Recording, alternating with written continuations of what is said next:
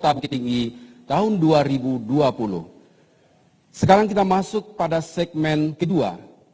Pada segmen kedua ini, tema yang akan kita diskusikan, kita debatkan adalah tema pelayanan kesehatan, peningkatan kualitas pelayanan publik, dan pendidikan. Segmen kedua ini ditujukan khusus untuk calon wali kota. Jadi calon wali kota yang akan menjawab dan juga calon wali kota yang akan menanggapi jawaban. Nanti setelah paslon menjawab, calon wali kota menjawab, maka kedua-dua paslon lainnya akan memberikan tanggapan terhadap jawaban yang disampaikan. Jadi bukan mengelaborasi jawab pertanyaan yang disampaikan oleh moderator, tapi menanggapi apa yang disampaikan oleh paslon yang menjawab. Baik, untuk kesempatan pertama, sesuai dengan nomor undian tadi, adalah paslon nomor urut 1 dengan nomor lot A. Saya akan membuka amplop nomor A sesuai dengan undian yang sudah kita ambil tadi.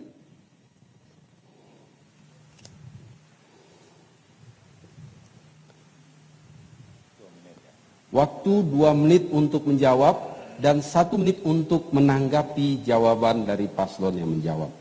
Saya akan bacakan. Pelayanan kesehatan yang berkualitas adalah hak warga negara yang wajib dipenuhi oleh pemerintah. Namun, dalam kenyataannya, keterjangkauan masyarakat untuk mendapatkan pelayanan kesehatan berkualitas di Kota Bukit Tinggi masih tergolong rendah.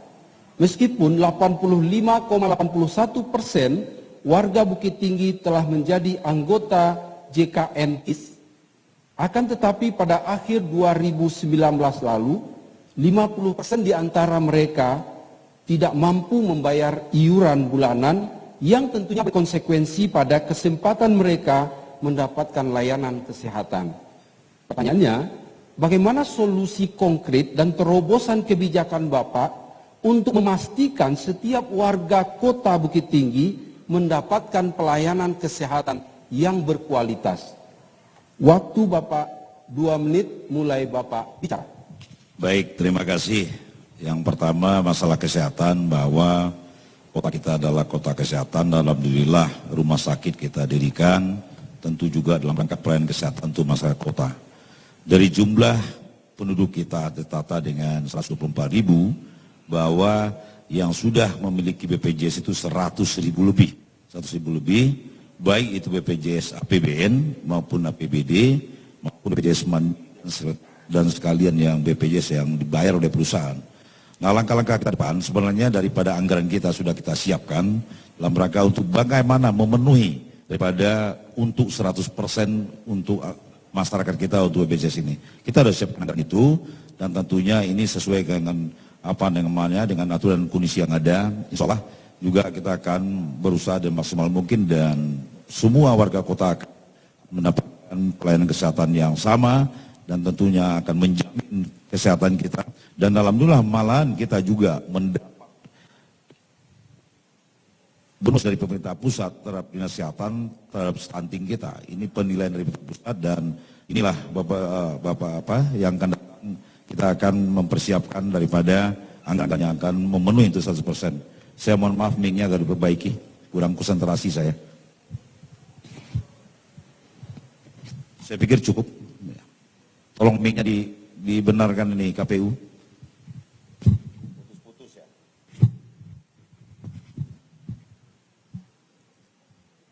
Ya, tolong diganti mic. Timer tolong diberhentikan dulu.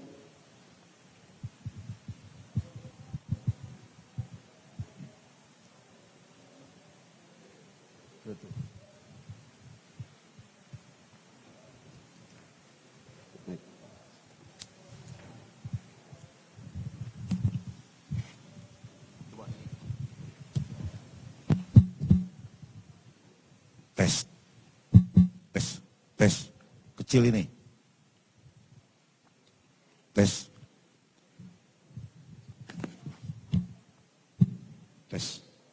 Baik, saya pikir cukup untuk menjawab daripada masalah kesehatan. Ya, cukup.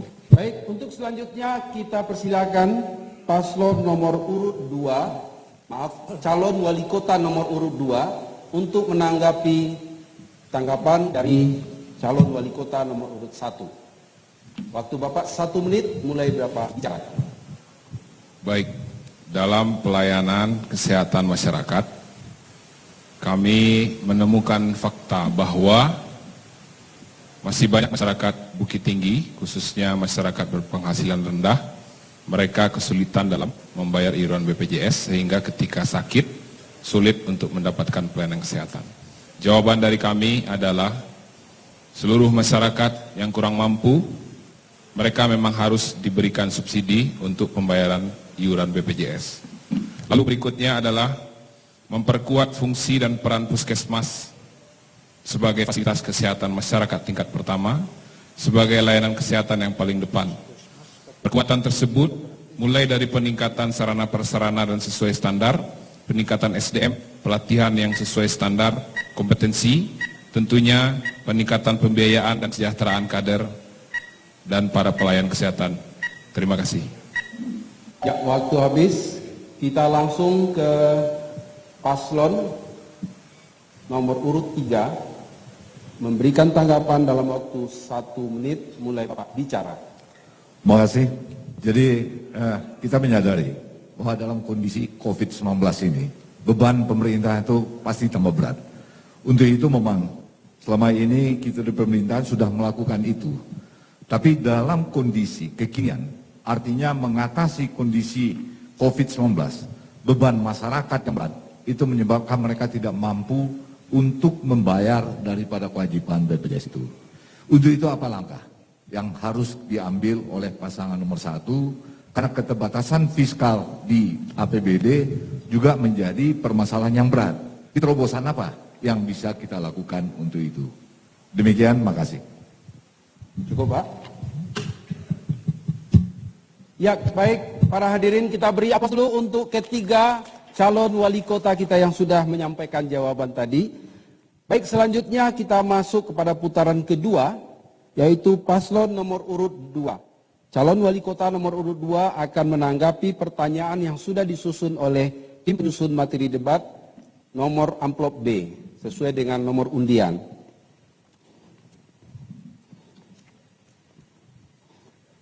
Baik, saya akan bacakan. Berdasarkan RPJPD Kota Bukit Tinggi tahun 2006-2025, terdapat 4 sektor unggulan Kota Bukit Tinggi, yaitu sektor pariwisata, pendidikan, kesehatan, dan ekonomi. Untuk mencapai hasil yang maksimal dari keempat sektor tersebut, maka dibutuhkan peningkatan kualitas pelayanan publik yang prima. Pertanyaannya, bagaimana langkah konkret dan terobosan-terobosan kebijakan apa yang akan Bapak wujudkan dalam mewujudkan pelayanan prima dalam 4 sektor di atas yang inovatif dan kreatif serta pelayanan yang tepat waktu. Waktu Bapak 2 menit mulai Bapak bicara. Baik. Untuk peningkatan kualitas pelayanan publik, kami menawarkan beberapa konsep. Pembangunan pelayanan publik. Pada sektor ini yang harus dirasakan oleh masyarakat dampaknya adalah kemudahan mengakses layanan publik, kecepatan dalam kepengurusan, ketepatan waktu, dan kemudahan biaya. Berdasarkan kondisi ini dan keinginan dari masyarakat, kami akan menawarkan program diantaranya. Yang pertama adalah profesionalitas dan integritas aparatur pemerintahan. Sebuah keharusan yang tidak dapat ditawar, bahwa kesadaran bertindak harus dimulai dari diri aparatur sendiri. Tugas pemerintah adalah paling utama, harus menjadi contoh.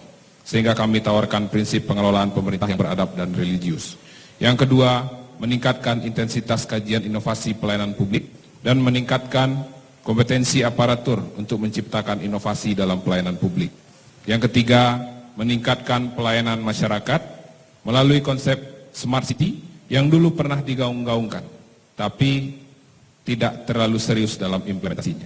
Oleh sebab itu, melalui konsep Smart City ini nantinya akan hadir integrasi layanan publik dengan sistem online. Sekian dari saya. Terima kasih. Ya, cukup. Waktu habis. Ya, karena tidak ada kesempatan wakil. Baik, kita persilakan untuk memberikan tanggapan paslon nomor urut 1. Waktu Bapak 1 menit, mulai Bapak bicara. Baik, terima kasih. Jadi begini, kita di pemerintah ya kan sudah membangun mall plan publik. Ya, insya Allah Desember akan kita resmikan.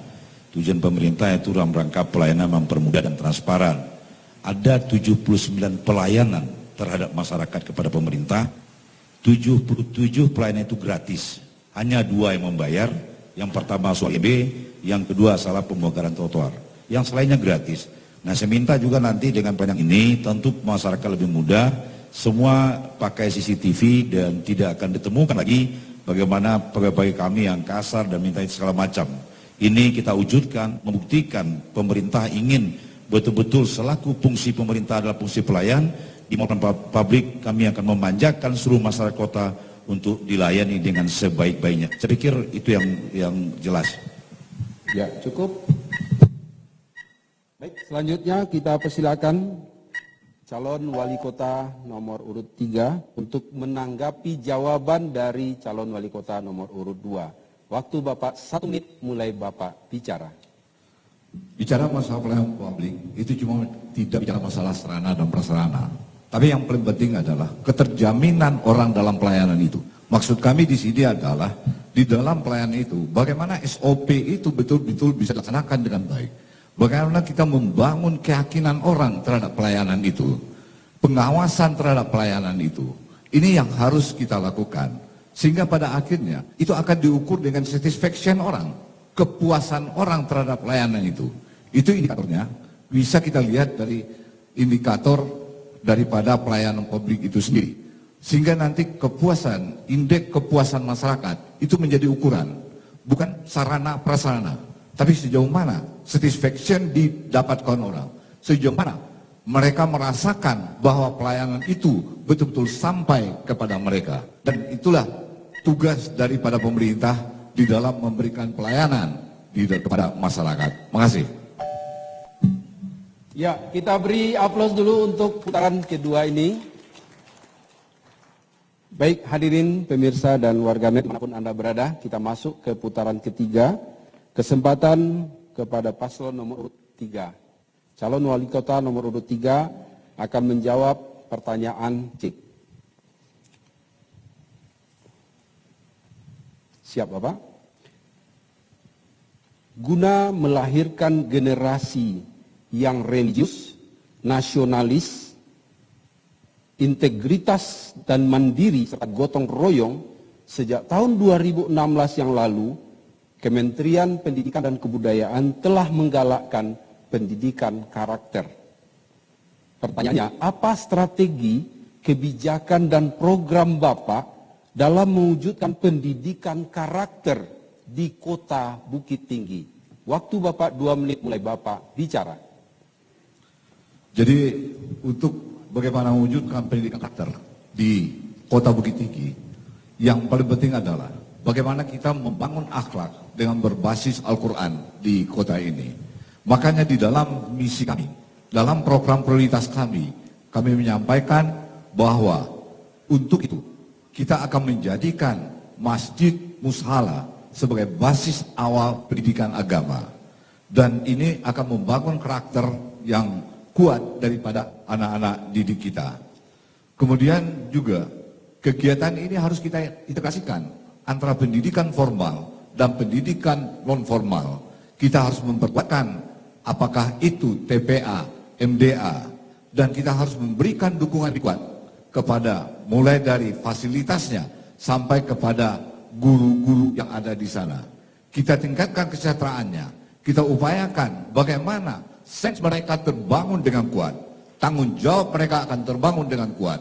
Untuk itu harapan kita, anak didik kita, anak-anak kita akan menjadi generasi yang betul-betul bisa menjadi generasi yang berakhlak, punya intelektual quotientnya juga bagus, sehingga emosionalnya juga bagus, dia akan menjadi pemimpin bangsa ke depan.